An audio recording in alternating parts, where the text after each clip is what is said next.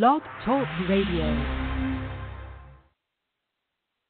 Welcome to Solutions with Courtney Anderson. I am your host, Courtney Anderson. Today, our episode topic is MYTH WARRIORS. Target. A degree is just a piece of paper. Wow. This is an exciting topic. One of the things that we do in our MYTH Warrior series, of course, is we're trying to utilize the format of the show to kind of cast our net wide out there in life and see what are ideas, what are concepts, what are beliefs that people have that may be helpful, they may be accurate, or they might actually be a little bit counterproductive. And we're just going to try to use our critical thinking skills to begin the assessment process. Is that really true? Is that accurate? Should I make decisions in my life based on that? Is believing this concept going to help me surpass my goals? Which, of course, is one of our fundamental purposes of all of the work that we do. So here we are talking about something that I hear constantly. The idea, people say it all the time, a degree, it's just a piece of paper. It's just a piece of paper. It is nothing but a piece of paper. And I guess the idea there is, hey, look, I can get a piece of paper anywhere. I can get a piece of paper right now, probably on the floor somewhere, right? A piece of paper is nothing. So this whole idea of a degree, you go, and I actually heard a young person, and I am referring to people who are young, obviously younger than myself, but somebody who, especially somebody who's in their late teens. So somebody who's, 18, 19 years old, they have a lot of opportunity just based on youth. And what's the cliche, right? Youth is wasted on the young, right? The idea that people who have that great fortune sometimes don't realize it. I actually have done shows on this. I don't really have any regrets. I think that I probably wasted my youth and made some good choices, some great choices, and some horrible choices, but I'm not regretful of anything, and I certainly am pleased to be where I am now in life. So as I was sharing, there are people I've spent some time around young people, and young people, of course, are certainly at that pivotal time that there's sort of an expectation just based on their age. Are you going to pursue more education? Are you going to go to get a license or trade school? Or are you going to go to college, or sort of what's going on? And this idea that, a degree is a piece of paper. I don't need a piece of paper. I don't need a piece of paper. And people have a lot of reasons that they'll express to support their conclusion that, look, they have things they need to get done. And they're not going to waste their time sitting in some room or sitting on the internet or, reading something or listening to something or thinking, or doing something, to get some stupid piece of paper. Like, that's stupid. And they don't need the piece of paper. They can just go out, right now and live their dreams. I actually agree with that. I'm going to begin this analysis with concurring that a degree is a piece of paper, or a diploma is. And that's not a lie. I mean, I have in my own work on personal, growth and being a positive person and making my choices and celebrating choices, I have all of my pieces of paper. I have my piece of paper from high school showing that I completed my high school education. I have a high school diploma. I think I even have my piece of paper from junior high school or middle school showing that I'd finished, I believe, 8th grade and then could enter into high school. And I know I have because I have them, I framed them. I even, spent resources on getting nice, pretty frames and hanging them up. My piece of paper showing that I went to an undergraduate program. I went to University of Texas at Austin. And at the end of that process, I got a piece of paper that says I have a bachelor's degree, a Bachelor of Arts degree. And then like I said, I even went out and spent money on like a fancy frame. Now, I didn't fancy frame the high school piece of paper or the junior high, but the high school piece of paper actually came in like a little folder almost, a very nice little folder that I can just sort of display it in this little folder. So I have that piece of paper showing that I went to an undergraduate degree program and finished it.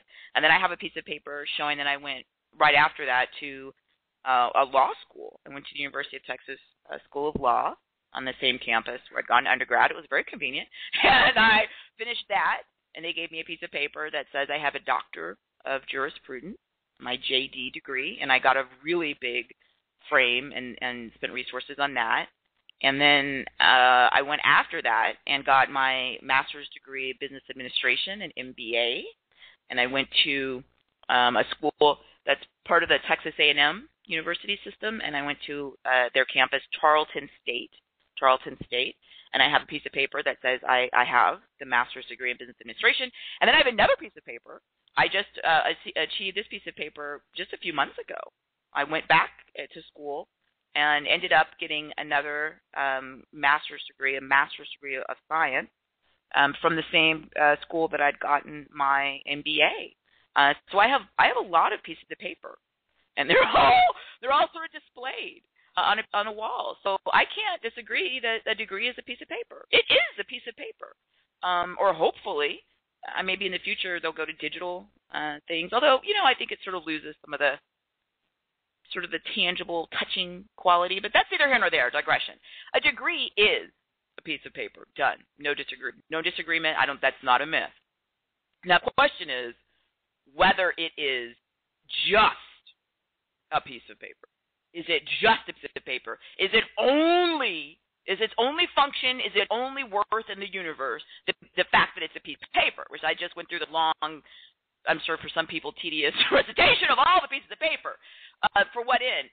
First to show that, yes, I concur and to give some anecdotal support. It is a piece of paper. I do have my paper. The question is it only a piece of paper? Is that its only function? Is it like a receipt or a napkin? I'm actually touching a napkin at this second. This is a paper product. The napkin, I use it, and then I'll throw it in the trash, or, I'll reuse it as much as I can. And then, of course, finally, after I've exhausted its resources, then I will recycle it. But the challenge is a degree only a piece of paper? And so here it is. I think that there are basically two broad perspectives on this. And I've given a lot of speeches over the years to really young people, to people in school or high school who are really sort of having the opportunity to think about this. What do you want to do with your life, right? So I hear a lot of people express to me that, the fact that it's a piece of paper, it's not really a problem. I think that some people's argument is, look, if it's simply only a piece of paper and it's just worth nothing, like a napkin or a receipt or, any other piece of paper, and that's, just nothing after I've, looked at it, then why should I waste the time? That's an argument that I think that's the core of this, right? Like a piece of paper, you could just go pick one up right now and it takes you like 10 minutes. Then okay, then probably everybody would say, well, then why not get a degree, right?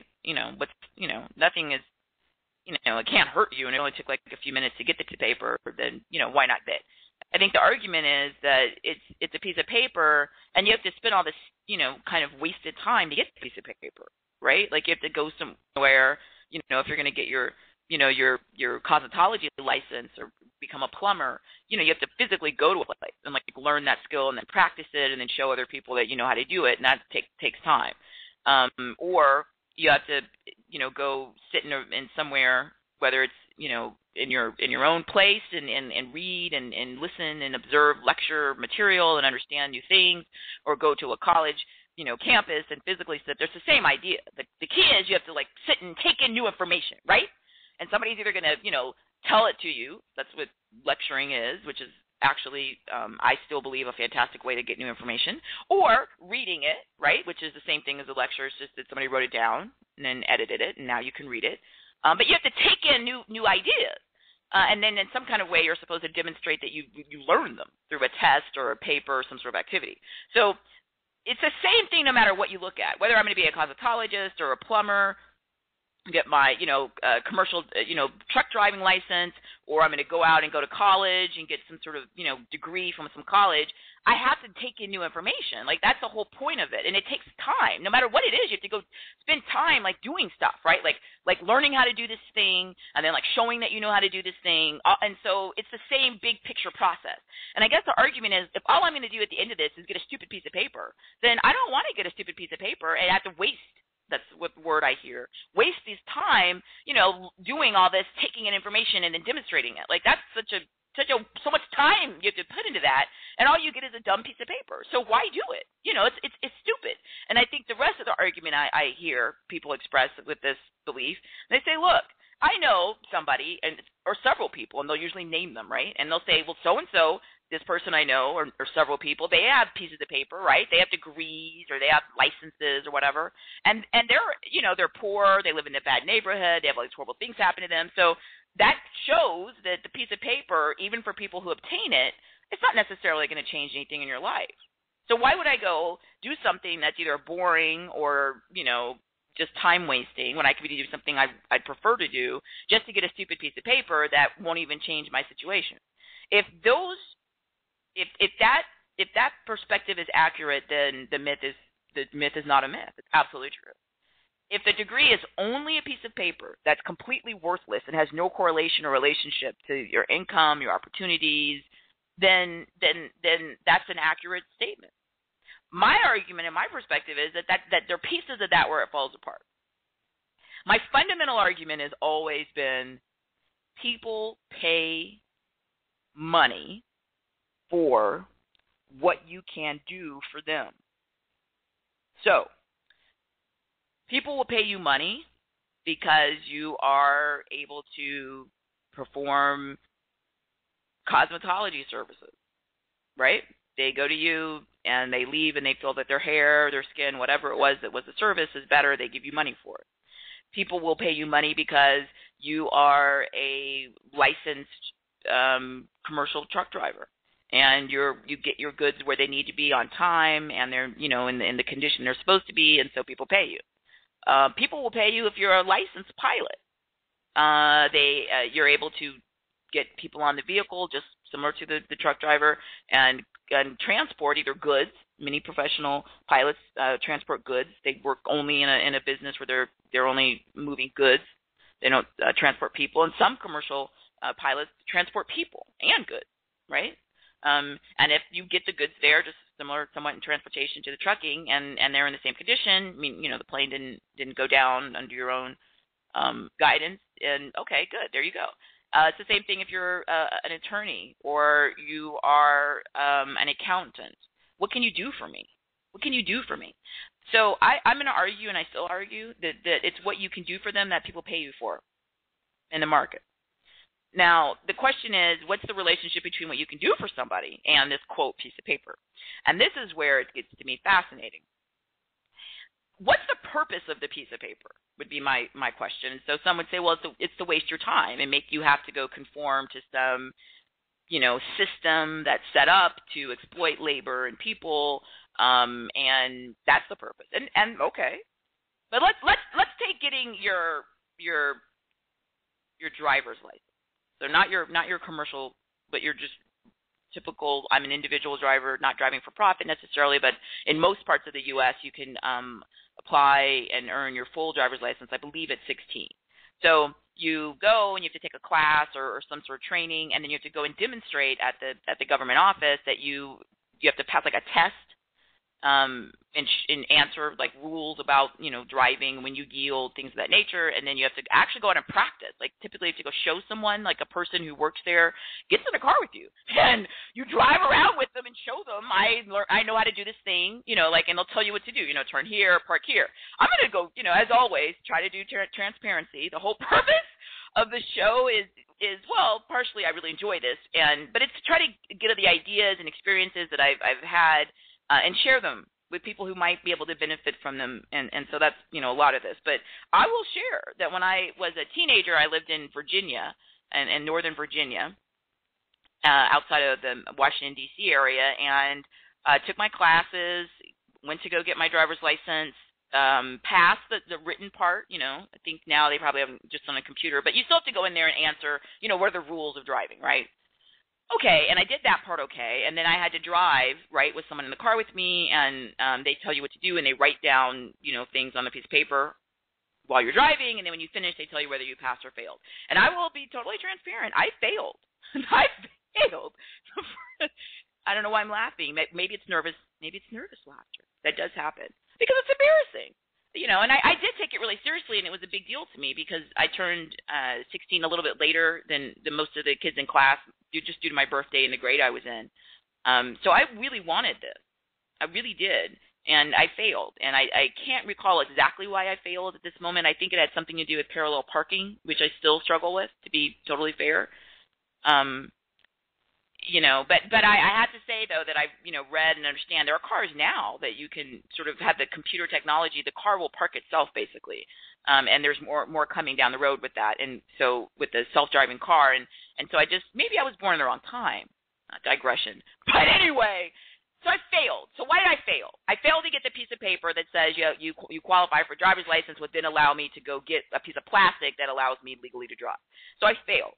So the question is, what was the purpose? Now, some would say the purpose is, sort of some stupid, bureaucracy to take money and waste people's time and all this kind of stuff, and, make them go get this stupid piece of plastic and saying that you can drive. True, people physically drive without licenses all the time. Some people are underage.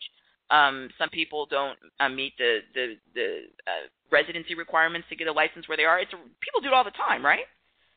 People have their licenses suspended. I practice criminal law, and a lot of my clients had their licenses either suspended or permanently. They weren't able to get one due to their problems with driving while intoxicated and other issues, but they still, would want to drive. So it's true. It's true that, that the license is a piece of paper or plastic. My argument would be, though, that there's real purpose, or at least there was real intent behind this idea that we're going to license people.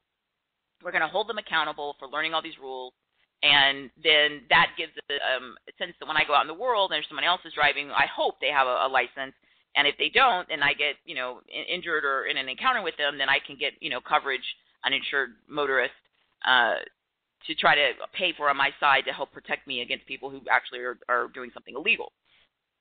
I argue it's the same thing in the job market. People pay money for what you can do for them, not because of who you are. I do a lot of programs where we talk about that some people, just by nature of, quote, luck, have family or friends or personal connections, and so they are hired and paid because of, quote, who they know. That does exist all over the world. That's an accurate description of what some people have. If you're listening to this show, I would assume you probably aren't in that group because you don't need any of the stuff that I talk about. If you already have these private personal connections, then you live in a totally different world than the world I live in and the world that most people live in. And that's okay. That's just, it's how things turn out. I'm trying to talk to people who don't have those connections, who have to literally go out and try to earn, from strangers. Well, can I become an employee here? Will you give me money for that? Will I be hired as a contractor to perform a professional service for you? Will you give me money for that? That's the world I live in, where I don't have any, thing where it's because of who I know. It's certainly not because of who I am. It's just because what I can do for them. And that's the world I live in, and that's what everything in my professional services are about. So here we are. We don't have connections. People, it's not because of who I am. It's not because of who my family is. It's not because of who I know. It's because of all I have left, what I can do. And so the idea is that I can go and get skills, and then I can charge more for these skills. Obviously, big picture, the more specialized my skill is, meaning less people have it, the more money I'll get, right? So if I go get a skill that a lot of people have, for instance, early in my life, I worked in food service. I was a person who mopped floors, folded pizza boxes, things of that nature. These are skills a lot of people can do. So I wasn't paid anything but minimum wage because most people can do these skills. Not everybody. Of course, there are people that have challenges and are unable, maybe mobility or other issues, to be able to perform these skills. And I'm grateful that I'm able to do that. But what I'm saying is because so many people can do them, then the dollar value of their worth is lower because I can find another person to do that really quickly if I need that skill done. This is, of course, very big picture, very simplified. As I progressed in life and I got all these pieces of paper, I wasn't running around collecting pieces of random paper because I like paper and I want to put it in a frame and then I feel like, look how awesome the paper is. I was doing it because, I do like to learn, I think. I mean, I think it's pretty obvious. Like, I love ideas. I love information. I love new things. I love just sort of getting all I can out of life. So that's part of it. I really do like to learn things. And I feel like if I'm going to learn things, why not go ahead and learn it within some sort of a system where I'll get some sort of confirmation, right, that I can go out into the world and say, look, I've learned this and I can do this for you. And then I can charge more money for it. And very simple, yes, it is a piece of paper, but it's not just a piece of paper. I would argue just like a person who ideally has a pilot's license and is flying the plane that I'm flying on, yeah, it's a piece of paper that they have a pilot's license. They have they passed a written test. They've done they did ground school. They've done all the flight hours and performed, proficiency levels that are appropriate. But I really hope when I get on the plane that it wasn't just a random piece of paper that they somebody copied on their home printer, that they really know how to do it. That they know how to take off, to land, to handle with whatever type of thing that may happen, during the flight while I'm on it, and my life is in their hands. I really need them to be able to do it. And it's the same thing with, your surgeon. You really hope they can do it. Yeah, it's a piece of paper that they've, finished medical school, and then they have, post-medical school, they have the appropriate training completed. Those are pieces of paper, but I really, seriously, not a joke, if I'm going in to be operated on, yeah, that piece of paper better mean that person really is able to do it, right? To go invasively into my body and repair or replace or help fix whatever needs to be done, and then keep me alive. Like it's not just it's a piece of paper they just randomly got off the ground somewhere and it was going to be in the trash. They picked up a piece of paper. Oh, I could do the surgery, right? No, a piece of paper is supposed to show you know how to do the thing.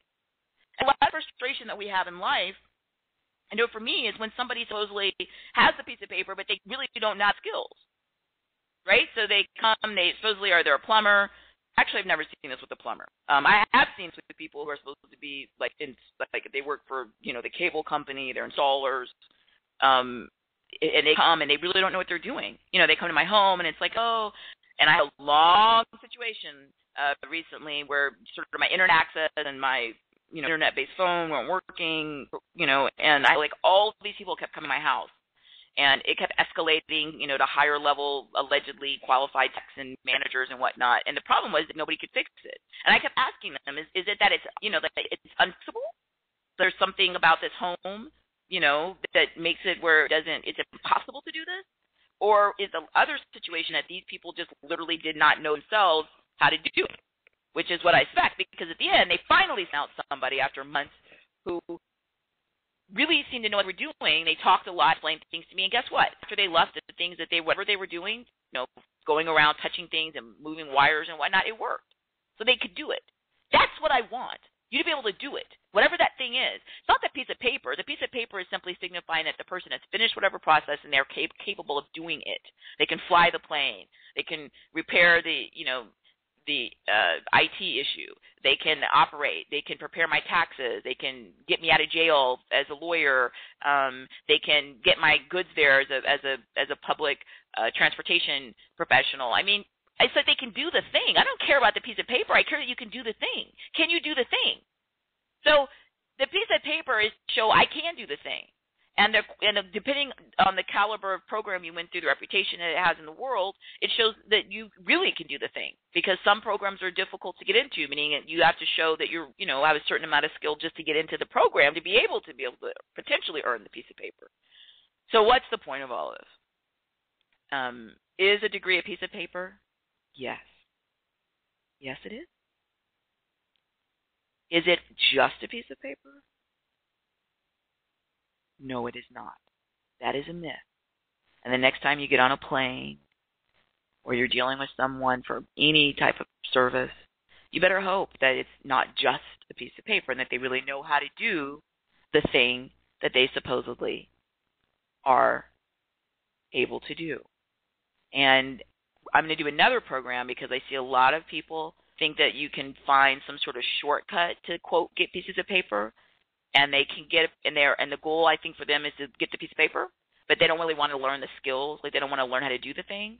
And then that puts them in a horrible position when they go out in real life because even though they may have gotten some kind of piece of paper somewhere, they are unable to actually do the thing, and then that means they're not going to be able to make more money and be successful professionally because they can't perform that skill for an employer, client, vendor, customer. And that is a whole different program. But this is a topic that I am just so fired up about. And I'll never understand why some people believe that they don't need any skills, They just are so inherently fabulous that people should, I guess, just give them money. And that works for some people. Like I said, if it works for you, do it. But that's a tiny, minuscule percentage of people. For everybody else in the world, I encourage you, earn the skills that you need, usually signified by some sort of piece of paper at the end, and get out there and be proud and successful and make things that you dream of a reality. So thank you for joining me. Come to CourtneyAnderson.com.